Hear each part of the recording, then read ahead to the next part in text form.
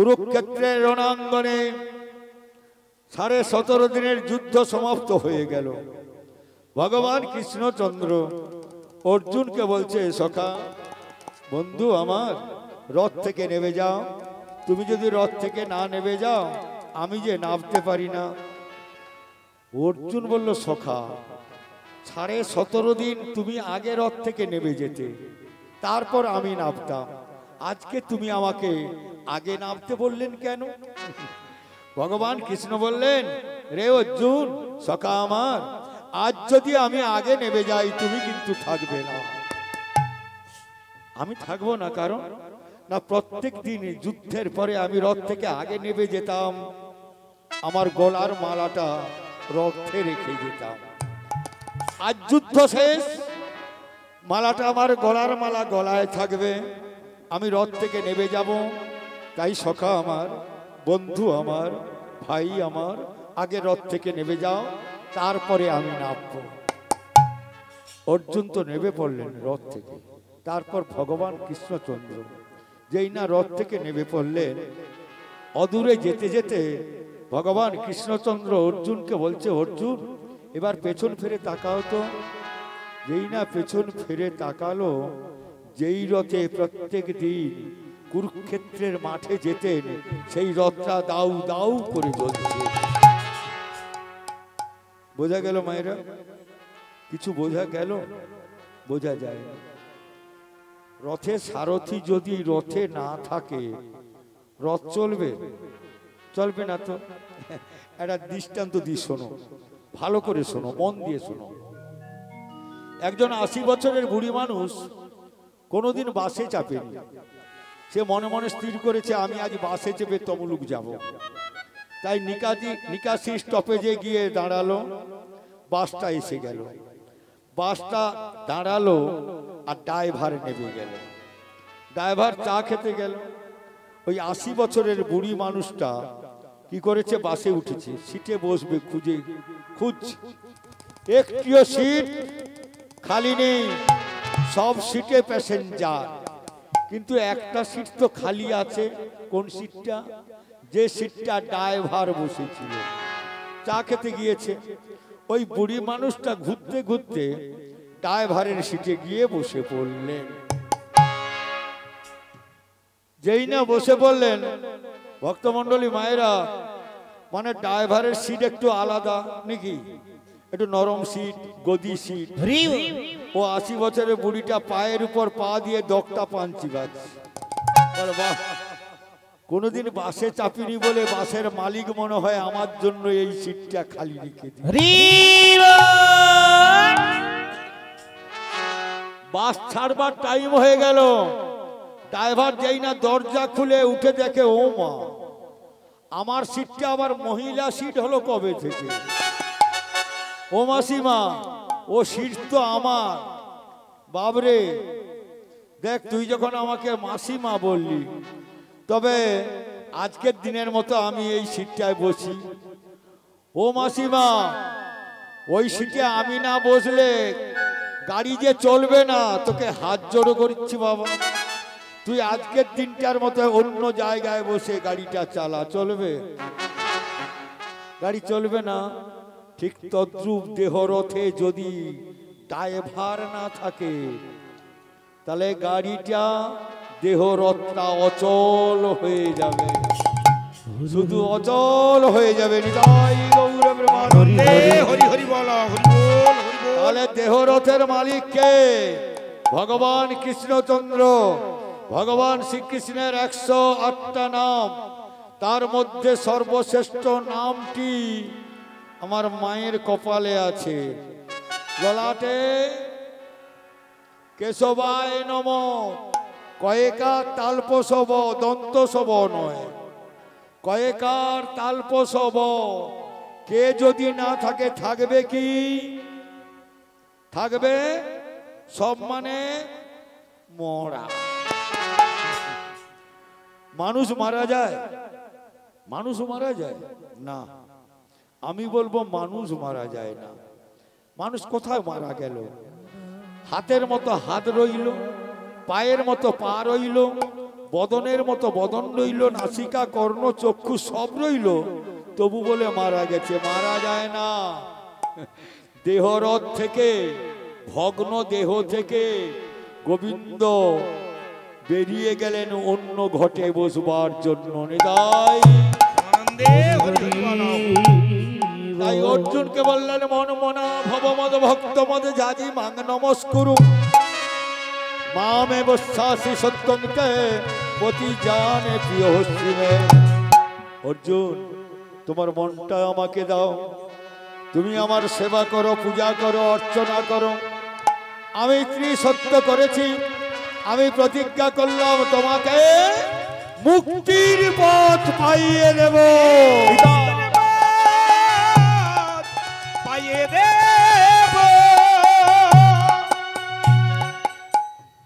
কুরুক্ষেত্রের যুদ্ধে যে সৈন্যগুলো মারা গেল, 18 লক্ষ ইনি সেনা। অর্জুন বসে বসে কাঁদছে।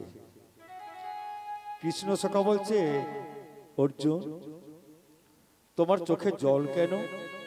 তুমি কাঁদছো কেন? গীতায় আছে না, কি তোমার হারিয়ে গেছে, কি তুমি নিয়ে এসেছিলে, কি তোমার সঙ্গে যাবে, কার জন্য কাঁদছো তুমি? বসে বসে কাঁদতে যদি হয়, কার জন্য কাঁদো? কার জন্য?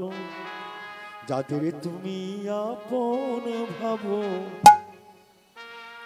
তারা হলো পর। আপন বলতে কৃষ্ণ চরণ, তাহার চরণ ধর। যাদের তুমি আপন ভাবো তারা হলো পর। আপন বলতে কৃষ্ণ চরণ, তাহার চরণ ধর। আর যাদের তুমি আপন ভাবো তারা হলো পর। হৃদয় গৌরবে আনন্দে হরি হরি চরণ, তাহার চরণ ধর। যাদের তুমি আপন ভাবো তারা হলো পর। আপন বলতে কৃষ্ণ চরণ, তাহার চরণ ধর। যাদের তুমি আপন ভাবো তারা হলো পর। আপন বলতে কৃষ্ণ চরণ, তাহার চরণ ধর। বলি কৃষ্ণ চরণ ধর, আমার গৌর চরণ ধর। কৃষ্ণ চরণ ধর, আমার গৌরী চরণ ধর। যাদের তুমি আপন ভাবো তারা হলো পর। বলি যাদের তুমি আপন ভাবো তারা হলো পর। আপন বলতে কৃষ্ণ চরণ, তাহার চরণ ধর। আপন হলো কৃষ্ণ চরণ, তাহার চরণ ধর। আপন হলো কৃষ্ণ চরণ, তাহার চরণ তাই গৌর ব্রহ্মানন্দে। অর্জুন বসে বসে কাঁদছে। ভগবান কৃষ্ণচন্দ্র জিজ্ঞাসা করছে, সখা কি অভাব, কিসের জন্য কাঁদছো? তখন আমার অর্জুন বলছে, কৃষ্ণ সখা আমার, বন্ধু আমার। আচ্ছা বলো তো কৃষ্ণ, কোনদিন কি চেয়েছি তোমার কাছে রাজ সিংহাসন পাইয়ে দাও? কোনদিন কি চেয়েছি আমাকে রাজা করে দাও? ও কৃষ্ণ, কেন এ কপট যুদ্ধ শুরু করলে তুমি? কেন রক্তক্ষয়ী সিংহাসনে শুরু করলে তুমি? ও কৃষ্ণ, বড় পাপ হয়ে গেছে। হ্যাঁ হ্যাঁ, কিসের পাপ? পাপ কি তার বাপকে ছাড়ে? ছাড়ে না। তবে অর্জুন বলছে পাপ হয়ে গেছে। পাপ হলে কোথায় যাবে? গঙ্গা স্নানে যাবে। কৃষ্ণ জিজ্ঞাসা করছে, অর্জুন কেন তোমার কিসের জন্য পাপ হয়ে গেল? না, কুরুক্ষেত্রের মাঠে আমার আত্মীয় স্বজন, আমার দাদা দুর্যোধন, দুঃশাসন, এমনকি গুরু দ্রোণাচার্যকে যে আমি বধ, কি বললে তুমি? আবার একবার বলো, আমি বধ, কি বললে তুমি? তুমি মেরে ফেলেছো। ভগবান শ্রীকৃষ্ণের মুখে একটা মধুর হাসি, বলে তুমি কি মেরে ফেলেছো? রাখে হরি মারে কে? মারে হরি। তাহলে তুমি মারতে পারো না, আমি ওদিককে আগে থেকে মেরে রেখে দিয়েছি। তুমি মারবার কে? তুমি মারতে পারো না, তুমি উপলক্ষ মাত্র। না কৃষ্ণ, যতই বলো আমার পাপ হয়ে গেছে, কোথায় যাবে? আমি গঙ্গার স্নানে যাব। বাস, ঠিক আছে, কাঁদতে হবে না, আমি তোমাকে গঙ্গার স্নানে নিয়ে যাব। এই বলে কি করলেন ভগবান কৃষ্ণচন্দ্র? অর্জুনকে রথে বসিয়ে নিয়ে কোথায় যাচ্ছে? গঙ্গা স্নানে। ওমা, যেই না অদূরে গঙ্গা প্রবাহিত হচ্ছে, ভগবান কৃষ্ণচন্দ্র বলছে অর্জুন নেমে যাও, ওই অদূরে গঙ্গা প্রবাহিত হচ্ছে। এই বলে কি করলেন, অর্জুন রথ থেকে নেবে। যেই না গঙ্গা স্নানে যাচ্ছে না, ওমা, ওই গঙ্গার ঘাটে দুটো ধাড়ি শৃগাল ঘোরাঘুরি করছে। একটা বাচ্চা শৃগাল আর একটা ধাড়ি শৃগাল, দুজনে ঘোরাঘুরি করছে। অর্জুন থমকে দাঁড়িয়ে গেল। কি করে যাব? যে ঘাটে অবগাহন করতে যাব, যেই গঙ্গার জলে শৌচ হব আমি, সেই গঙ্গার ঘাটে আজকে শৃগাল দাঁড়িয়ে পড়লে। কিন্তু অর্জুনকে একটা বর দেওয়া ছিল। কি বর? পশু পাখি তার ভাষায় যাহা কথা বলতো অর্জুন জানতে পারতেন। অর্জুন দাঁড়িয়ে দাঁড়িয়ে শুনছে বাচ্চা শৃগালটা তার মাকে কি বলছে। ও মা, বড় ক্ষুধা পেয়ে গেছে, কিছু খেতে দিবি না? বলে গঙ্গার ঘাটে তো এলাম, কোথায় কি পাই দেখি। এই বলে দেখতে দেখতে ভাসতে ভাসতে আসছে কি বলতো, একটা সব দেহ। ধাড়ি শৃগালটা বলে খোকা পেয়েছি রে, খাওয়ার পেয়েছি। ধাড়ি শৃগালটা কি করেছে, লাফ দিয়ে পড়লো গঙ্গার জলে। মরাটাকে টানতে টানতে ঘাটে নিয়ে এলো। যেই না ঘাটে নিয়ে এলো, বাচ্চা শৃগালটা বলছে ও মা, এবার আমি খাবো, ক্ষুধা পেয়েছে, দাঁড়া। এত সহজে কি খাওয়া যায়, একটু পরীক্ষা করে নি। বলে মা, মরার মাংস খাবো, তাকে আবার পরীক্ষা কি? বলে দাঁড়া না, একটু পরীক্ষা করে নি, খুব ধ্যান দিয়ে কথাগুলো শোনো। তা যেই না মা কি করলো, ওই মরাটার বুকটা শুংলো, 3 লাফ খেয়ে পালিয়ে গেল। বাচ্চা শৃগালটা বলছে মা, লাফালি কেন? তাহলে কি ওর মাংস খাওয়া যাবে না? বলে দাঁড়া, বাকি আছে, আরো দুটো জায়গায় একটু পরীক্ষা করে নি। এই বলে ধাড়ি শৃগালটা কি করেছে না, আবার শুকতে গেল। যে মরাটা শুয়ে আছে না, দুটো কান, যেই না কান দুটো শুংলো, আরো 3 বার লাফিয়ে পালিয়ে গেল।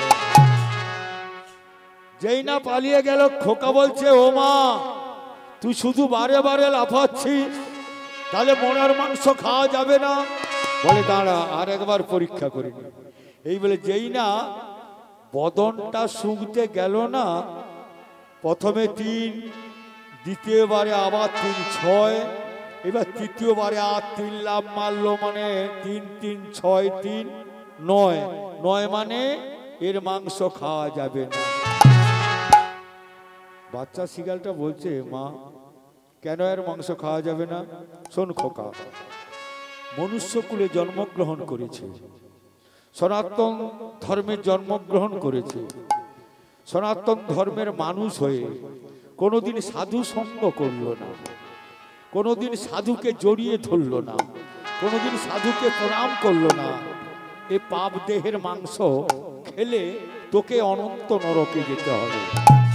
একটা শৃগালের জ্ঞান দেখো, এই পাপ দেহের মাংস খেলে তোমাকে অনন্ত নরকে যেতে হবে। তা সাধু সঙ্গ তো প্রয়োজন।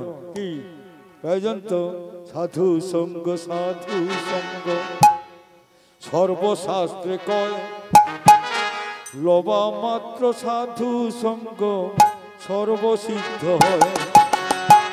সাধু সঙ্গ, সাধু সঙ্গ সর্বশাস্ত্রে কয়, লবা মাত্র সাধু সঙ্গ সর্বসিদ্ধ হয়।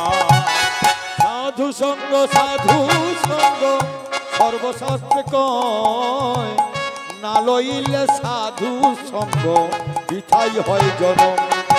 আর সাধু সঙ্গ সর্বশাস্ত্রে কয়, না লইলে সাধু সঙ্গ বৃথাই হয় জনম। বলে সাধু সঙ্গ সর্বশাস্ত্রে কয়। না লইলে সাধু সঙ্গ বৃথায় জনম। আর সাধু সঙ্গ না লইলে সাধু সঙ্গ বৃথায় জনম। না লইলে সাধু সঙ্গ বৃথায় জনম। না লইলে সাধু সঙ্গ বৃথায় জনম। বলিও কৃষ্ণ কানাইয়া কি জয়। ভগবান শ্রীকৃষ্ণ হলেন রথের সারথি। বাহ, সত্যি সারথি তো। সেই সারথি আজ বসে আছে রথে। অর্জুন তো দাঁড়িয়ে আছে, সব কথাবার্তাগুলো শুনছে। এবার বলছে, ওমা কান শুনে কি পেলি? না, কান শুনে পেলাম সনাতন ধর্মে জন্মগ্রহণ করে এই কর্ণদ্বার দিয়ে কোনোদিন হরিনাম শ্রবণ করে না, তাই এর মাংস খাওয়া যাবে না। ওমা বদন শুনে কি পেলি? না, বদন শুনে পেলাম বদনে কোনোদিন একবার হরি নাম বলে না। হৃদয় গৌরবেমানন্দে হরি বল হরি বল।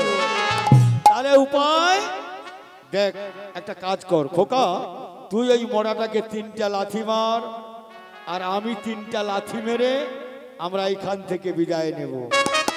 তাহলে অচৈতন্য জীবের চৈতন্য কে ফিরিয়ে দেন? চৈতন্য মহাপ্রভু।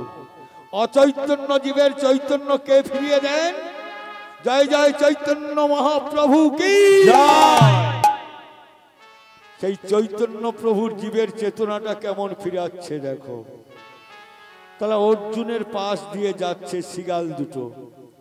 ধারী শিগালটা বলছে, খোকারে এখানে একটা মহামূর্খ গঙ্গা স্নানে আসছে, জানিস? এ যদি তৃতীয় পাণ্ডব না হতো, তোমাকে দিয়ে 3টা লাথি মারাতাম, আর আমিও 3টা লাথি মারতাম। কে শুনছে? না, তৃতীয় পাণ্ডব অর্জুন শুনছে। বাচ্চা শিগালটা তার মাকে বলছে, ও মা একে লাথি মারবি কেন? না, জানিস এ যদি তৃতীয় পাণ্ডব না হতো একেও লাথি মারতাম। বলে কেন মা? জানিস এর মতো মহামূর্খ আর কি আছে? কেন মা? না, যার রথের সারথি ভগবান কৃষ্ণচন্দ্র, যে কৃষ্ণচন্দ্রের চরণ থেকে গঙ্গার উৎপত্তি, সে আসছে আজ গঙ্গার স্নান। এই জন্য এর মতো মূর্খ আর দেখি না। বলে ওরা চলে গেল। এইবার কৃষ্ণ ছুটতে ছুটতে গিয়ে কৃষ্ণের চরণে আছাড় খেয়ে পড়লে, আর বদনে গাইছে কি কৃষ্ণ কৃষ্ণ শুধু শ্রী কৃষ্ণ, কৃষ্ণ বিনা কিছু না। কৃষ্ণ নাম সুধা নিয়ে কৃষ্ণেরই গান গাই, কৃষ্ণেরই গান গাই। কৃষ্ণ কৃষ্ণ শুধু শ্রী কৃষ্ণ, কৃষ্ণ বিনা কিছু না। কৃষ্ণ নাম শোধন কৃষ্ণেরই গান গায়, কৃষ্ণেরই গান গায়। কৃষ্ণ কৃষ্ণ শুধু শ্রী কৃষ্ণ, কৃষ্ণ বিনা কিছু না।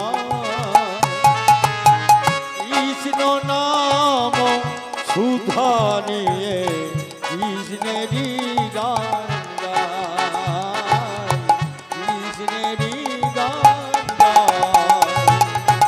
কৃষ্ণ কৃষ্ণ শুধু শ্রী কৃষ্ণ, কৃষ্ণ বিনা কিছু না।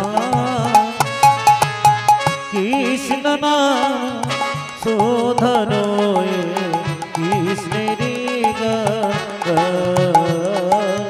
কৃষ্ণের গান